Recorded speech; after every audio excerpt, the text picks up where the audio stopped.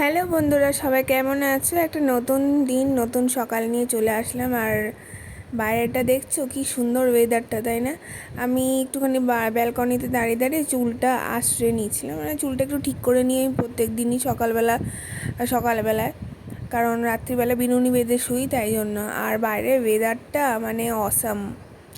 এই বৃষ্টি আসার আগে এই ওয়েদারটা দেখতে আমার তো পার্সোনালি খুব ভালো লাগে, মানে বৃষ্টি আসার আগেরটা, তাই না? বলো, তোমাদের কাদের কাদের এই ওয়েদারটা পছন্দ হয়? তো দেখো, কালো হয়ে আছে। আর এখন চলো একটা জিনিস করব।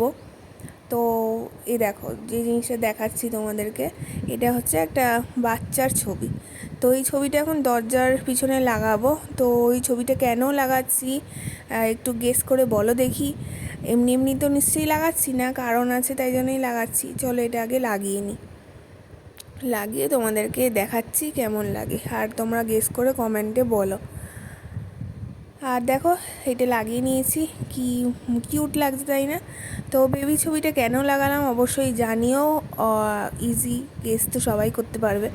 আর চলো দেখি বৃষ্টিটা কেমন হচ্ছে।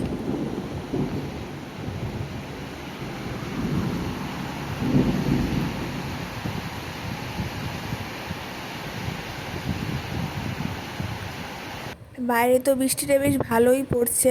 গরমকালে একটু বৃষ্টি হলে ভালোই লাগে, বলো, গরমে পারা যায় না। চলো তাহলে আজকে লাঞ্চে কী কী আছে একবার দেখিয়ে নিই। এটা হচ্ছে ছানার কোপ্তা, তোমরা দেখে তো বুঝতে পারছো না জানি।